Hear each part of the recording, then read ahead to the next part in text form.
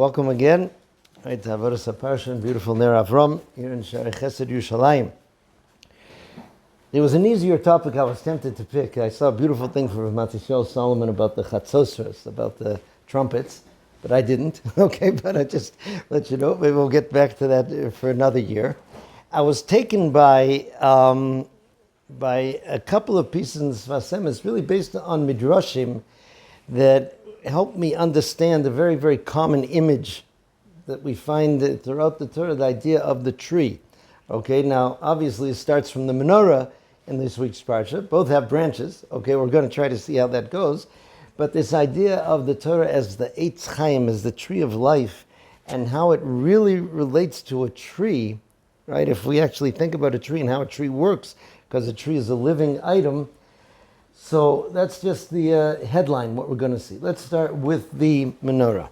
Mysterious pasuk in the beginning of the Parsha, Behaaloscha Saneros, right? El mul pnei ha-menorah ya'iru shiva saneros. So you see in the Mefarshim there, it's tricky.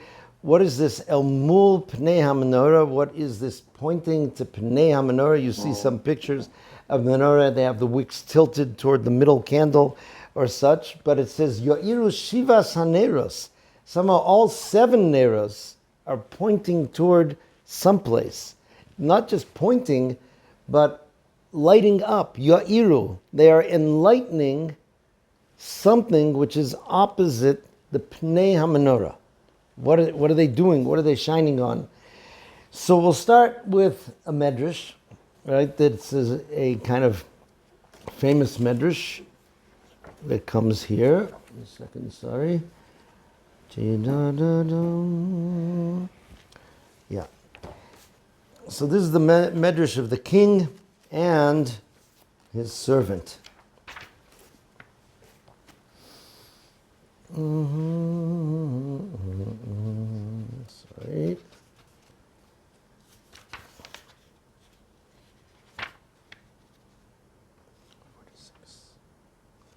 Yeah, this is the medrash. Behaaloscha Saneros. So, Lama Dover Dome. What can this be compared to? Hashem commanding us to light these neros. It says, the Melech Sha'yolo Ohev. The king had a friend. Amar lo HaMelech. The king said, Teda she'etzlecha ani soed. Says, just get a heads up. I'm coming to your house for dinner. Okay, that's you can't say no. Elalech v'taken li. So go prepare. Halach ovo v'hiskin. So just before, I'll just tell you a beautiful story that I heard. I was listening, it was a halacha shir about nemonis and kashrus, about you can trust in such in kashrus. So Reb Simcha Wasserman, that's how, when he was Rav in Los Angeles, he had a yeshiva in Los Angeles. So he was involved also in being makar of people in outreach. And there was a couple who lived like in some suburb further out of Los Angeles who got close with him.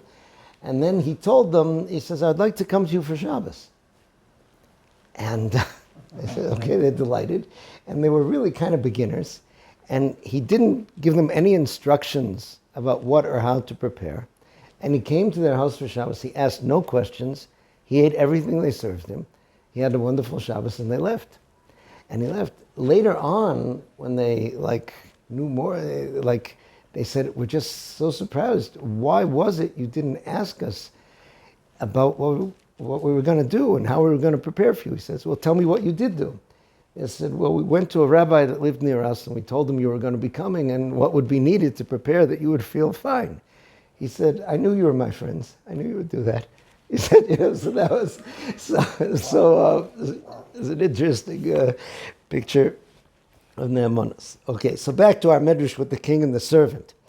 So Halach Ovo, the friend of the king went, Hiskin mito shel hedyot.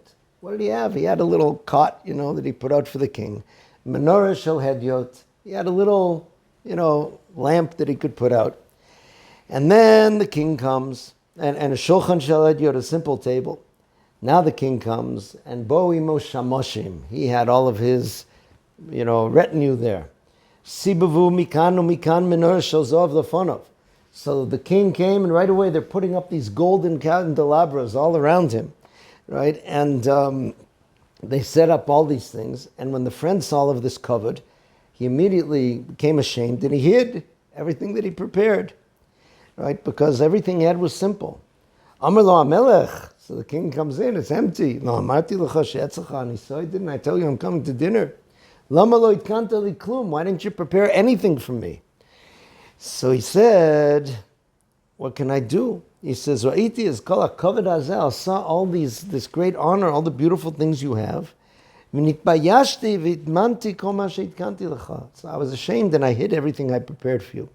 Because it was all simple. And Yotas, Amar lo HaMelech, the king says, Chayecha, right, by your life, shani posel is kol klishe vesi. I am rejecting all of these fancy things that came along with me. Ubishvil avoscha eni mishtamesh ela b'shilcha. Because of my love for you, I only use yours. V'chein HaKadosh Baruch Hu kula ora. So the nimshal, the application of HaKadosh Baruch Hu is all light. As it says in Daniel, Nahara Imei Sharia, he's the source of all light. Light is with him. V'amar li Yisrael skinu li menorah v'neiros, and he tells Am Yisrael, make for me a menorah, and make on the menorah neiros. Right? What's it say there? V'asu li mikdash v'shachanti b'socham v'asisa menorah zohav Torah. Meaning, make the mikdash, and I will dwell with you, and you make this menorah out of gold. And then, when they did this, the Shekhinah came, and miyad korah Moshe, the Shekhinah called to Moshe, as it says, B'bo Moshe al Oamoy l'daber imo, v'yishmas l'kol medaber. And what did this voice say? Behaaloscha haneros. When you light up the neros, this is the way Aaron should light the neros. Okay, so it's a sweet medrash, and it seems to just imply, right, you're right, HaKadosh Baruch Hu doesn't, need any of these things, and really what you're doing is kind of ridiculous, but he loves you, so he plays pretend, and makes like it's enjoyable and nice. So obviously, there has to be something real here, meaning there has to be something more that our light does that, so to speak, the light that HaKadosh Baruch Hu has in his source doesn't do. Okay, so that's one mystery that we have to try to figure out.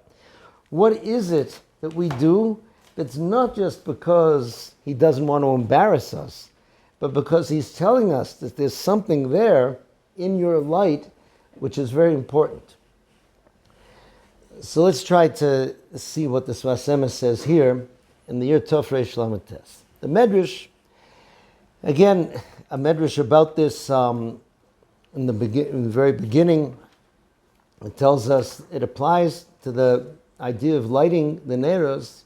The Pasuk, Hashem chafetz zaman tzidko yagdil Torah v'yadir. Hashem, right, desires, as a Pasuk in Yeshaya, for his tzedek, for his righteousness, that Torah should become magnified, should become more and more mighty, yadir. Okay, now how do you make the Torah more? How do you make the Torah greater? Who can do it? Okay, who and how? So he says like this: Ner mitzvah v'Torah or. Okay, in Mishlei it says that a mitzvah is a candle, and the Torah is light itself. Now he says this is because the Torah is the Eitz Chaim. Okay, the Torah is referred to in a few places as Eitz Chaim, and as I said, this is a very big image for the Jewish people. Right, half the synagogues in the world are called Tree of Life or something, or Eitz Chaim, or cemeteries, or all sorts of things like that. And right, we're most familiar with the Eitz Chaim Hila Machazikim Bo V'Somchei Mushar, but there are other places in Mishlei, Mane Loshon Eitz Chaim, right? Marpe Loshon Eitz Chaim. I'm sorry. The Torah is a tree of life that can heal the tongue. Chazal apply it even to languages. Okay, as we'll see, and the mitzvahs are the anofim shemispashtim mimenu. So the mitzvahs are the branches that branch out from the tree. V'ispashtu se'eras haTorah ad ein tachlis. Now, part of the infinite nature of Torah is that it can branch and branch and branch and continue branching endlessly. Ad shegam olehu lo yibol. Okay, this in the first parak of Tilim, another one of the famous images of a tree. Right, right. This person who's Toras Hashem Chefzo, this righteous person who's described there, he'll be like a tree who is shatul, means like planted or even transplanted. The Malbim says, because a strong tree can be transplanted, unlike grasses that are hard to transplant, right? By the waters where the waters meet, asher pirio iten ve'ito, that it'll give his fruits in its time, ve'olehu lo yibol, and his leaves will not wilt, will not wither. Okay, now he says, what does this represent in the spreading out of the Torah? The Torah spreads out into everything in the world to the extent that Chazal said this is sichas chulin shel talmidei chachamim shetzrichim limud. If people have been around real talmidei chachamim, everything they say has Torah in it. Torah is spread into it. The way they'll refer, the way they'll compliment something, they'll talk about a food, the way they'll describe their medical issues, whatever it may be, it's all infused with Torah. That's va'aleu lo yibol, the leaves, which are the outer extent of the growth of the tree. What's keeping them alive is that life force from the tree that goes into it. So he says, the Torah yesh lakoch lahamshich hakedusha b'chol hamakomos. The Torah has the power for kedusha to enter all places. Okay, a person has to realize that. Shekein asa Hashem yizbarach lius mishtal shel hakol b'koach haTorah, because in reality, everything in the world comes in its source from Torah. Okay, so therefore, when you are involved in Torah, you're really connecting up the force of Torah to the very DNA of these things. Now he says that is, on one hand, what's called Yagdil Torah. The Torah can spread out, can branch out into all places. Okay, which is very important, because this idea of Shivisi Hashem lenegdi tamid, right? Like it says in Shulchan Aruch, we're supposed to be seeing Hashem before us in all things that we do. B'chol d'rachecha do'ehu. In everything you do, do'ehu doesn't mean just to know Hashem, but to connect with Hashem. One can do that in everything. If a person becomes imbued with Torah, and that's why he says it's sichas talmidei chachamim, sichas chulin of talmidei chachamim that needs limud. Right? The sichas chulin of batlanim doesn't need limud. You're wasting your time. They're wasting their time. You're wasting your time trying to figure it out. But someone who does have that, then even their plain discussion can be. But now, here comes what I found was the big chiddush in this. V'lo od, elo shefi rovis pashtos. The more the Torah spreads out. Kach mischazek umis'ale shoresh haTorah. The very root of Torah becomes stronger and becomes elevated. Avshu ma'od nalo. Even though the roots of Torah are themselves extremely high, im kol zeh lefi rovis rachvo lamata. The more the Torah spreads out below, kach mischazek hashoresh. So too the root gets stronger. Okay, so let's try to make a little order out of this a second. First of all, it's important to know that in the pictures in Tanakh, in the image of the tree, sometimes the tree is upside down. Okay, the Malbim says this on that first parak of Tilim, which compares the tzaddik to like a tree. He says the Adam is like a tree, but his roots are above, and the branches branch out into this world. Okay, so it kind of grows downwards and spreads out downwards, unlike our tree here. But the principle is the same, meaning, right? And I looked this up a little bit to refresh my photosynthesis, right, from high school. But the tree is cycling and helping itself in different ways, meaning the leaves, as we said, get their life from the roots, which goes through the trunk, which goes through the branches. Okay? But as the leaves proliferate and they're exposed to the sun, then they create the energy, the fuel, which causes the trunk and the roots to get stronger and to grow. That's what he's describing here. Meaning, what you're doing when you apply Torah and mitzvahs to your life in all places, and it's a hard thing to describe, the root of Torah in this world, the very source of Torah in this world gets stronger. And every leaf is a part of that. Every single leaf is a part of that. And then as the roots get stronger, they're able to transmit more life through the branches and even to the leaves. And so it cycles. So here, this gives us a picture of what's happening with this king and the candelabra. When it says that the 7 neros are going to shine, so to speak, to this mul pnei ha-menorah. What is pnei ha-menorah, the face of the menorah? We've mentioned before, Hutner pointed out that the word for face in Lashon HaKodesh is very different than the English face. English face implies the most external, superficial part of something. I'll say, on the face of the matter, it looked like this, but in reality, it's like that. The word in Lashon HaKodesh for face is panim, like inside. El mul pnei ha-menorah means to the panimius of the mitzvahs, meaning the neros are mitzvahs, but they shine to the source which is inside of them. They shine and they make stronger, so to speak, the very roots of Torah that shine into our world. Okay? The lighting that the king gets from this simple candelabra, simple lamp that his friend lights on the table there, is something more than what his servants' golden candelabras can do. Because that little lamp actually increases the strength of the king's presence in the world in ways that it couldn't be otherwise. He says, this is our mitzvahs, and that's what's meant by the melech.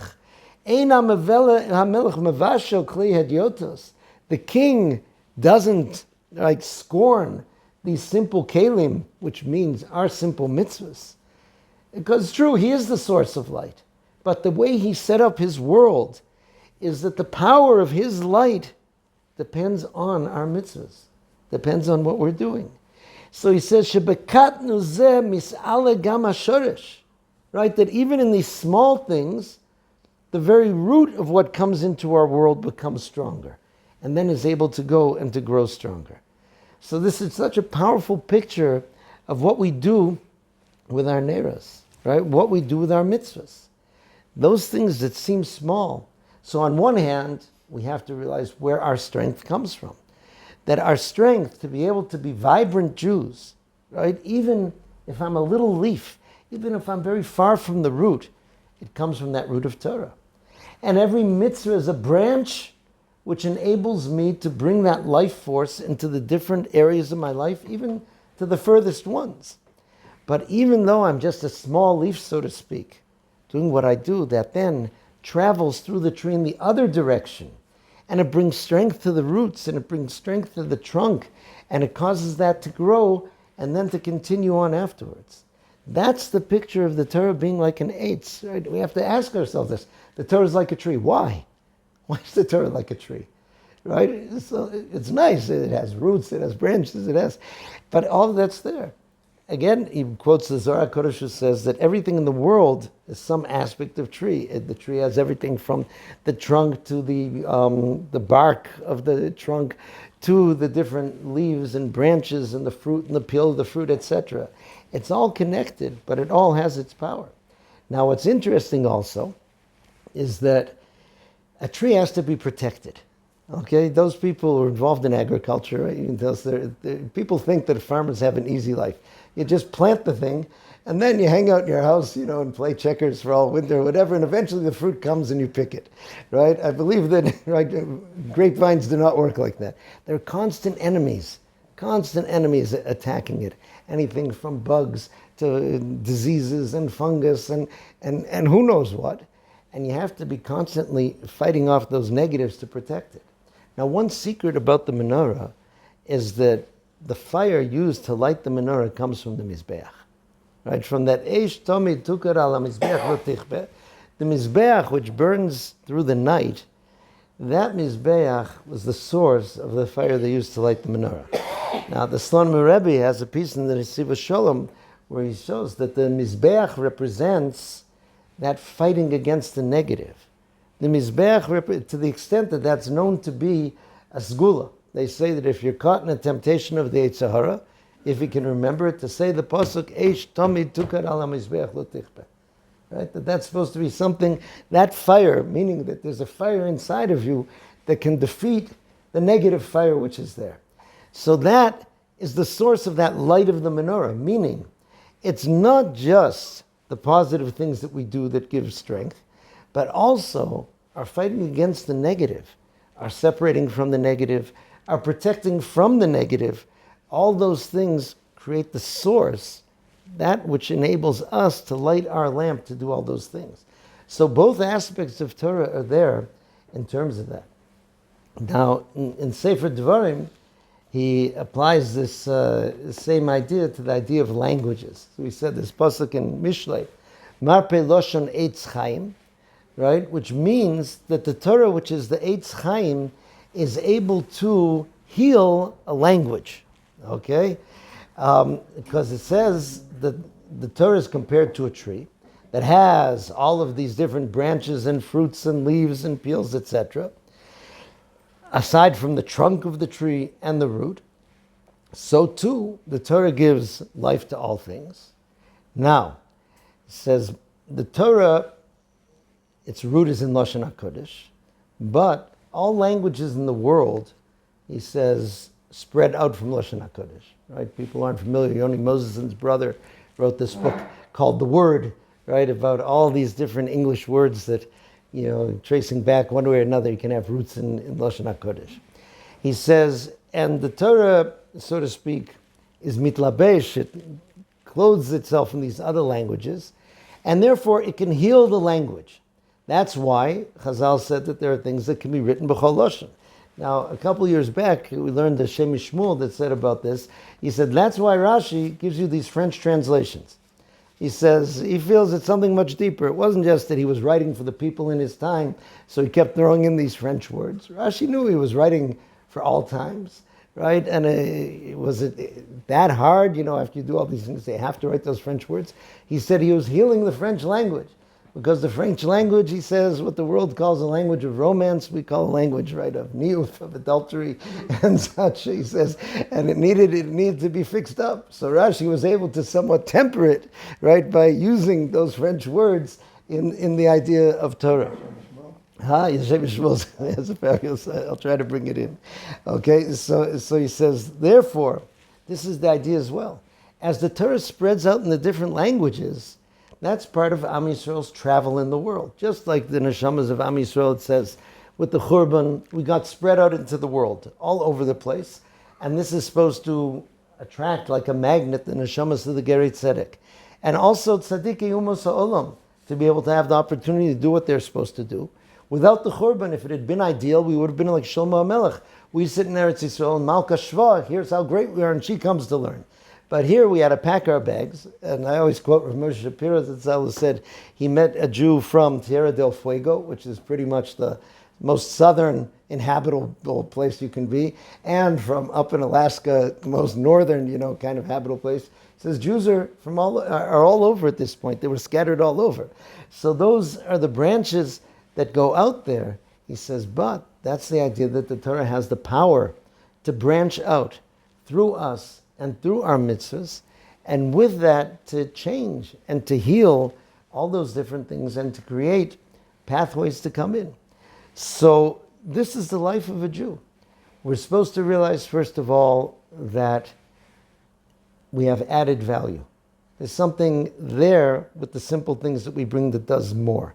Again, that medrash reminds me of a story I heard about Ger Rebbe, the Beis Yisrael, that it was a Shemitah year, and word went out that the Ger Rebbe really wanted to have, he didn't want to go for some of the other solutions for an Esrog and Shemitah. He didn't want one from what's called Otzer Beis Din, right, where they arrange that the Beis Din kind of runs the Pardes. He didn't want one from Chutz La'aretz. He didn't want one from Morocco or someplace else like Italy or something. He wanted an Israeli esrog that came from a pardes, from an orchard that was totally hefker, meaning that the owner opened up the gates, said, guys, take as many esrogim as you want. Now again, it's very understandable why many don't do that and they prefer Otzer Beis Din. Somebody told me because people don't know how to pick esrogim and they destroy the trees. Right, when you unleash people there, you end up they're just like ripping them off the branches, and it causes a huge amount of damage. But anyway, there was a young boy, I believe he was an orphan, from a Ger family, and his uncle actually had such a pardes. He had a small esrog orchard, and he decided for Shemitah, it's all open, take what you want. So this little boy had heard that the Rebbe wanted such an esrog. He went running around from tree to tree, trying to look for the most beautiful esrog, and he picked what he felt was the best one. And he went when the Beis Yisrael had Kabbalas Kal, when people could come into him, and he got online. Now it happened to be that day, some heavy-hitting Gerech Hasidim brought in for the Rebbe to choose an esrog. And they had put on the table like it was a beauty competition of esrogim there on the table, right? These fabulous esrogim. And when this boy came his time to go into the room, he saw those esrogim, so he immediately hid his behind his back. But the Rebbe was very sharp. He was like, "What do you have there?" He told him, "I have this esrog from my uncle's orchard, etc." The Rebbe said, "Take all those away. This is the one I'm going to use." Meaning, again, exactly like the mashal of the king and the candelabra, so to speak, and the little lamp. And like that as well, I don't think it's not just out of pity or mercy or to give a good feeling, but the idea that when that person does what they do out of love, under difficult circumstances, that itself shines a light on the very root of Kedusha in the world, on HaKadosh Baruch Hu's presence in the world. That's Yagdil Torah v'Yadir, that makes his presence stronger, that makes his Torah stronger. That is the power that we have. That's this message of Behaaloscha Aneros. And they say that was the job of Aaron HaKohen, that as the Oiv Shalom V'Rodev Shalom, Oiv Esabrius Mekarven LaTorah, that as he would light the Neros, he would elevate all of Am Yisrael and bring this light to all Am Yisrael. Interesting, the Sfas Emes brings down, I think it's already from the Chidush Harim, that he says that the menorah was nignas, the menorah is hidden, and he brought a source that it was lit when it was hidden. And he said, it's still lit today. The Ner Maravi doesn't go out, the Ner Maravi is still there. It's still lit, it's still transmitting, and as we do what we're supposed to, so that light is able to increase the light in the world, right? That's the Ner Mitzvah, that's what we're able to do.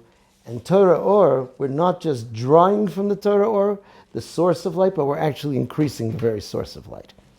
That was the botanical image that got me so worked up this week. Okay, may we all be able to grow as trees and shed much light.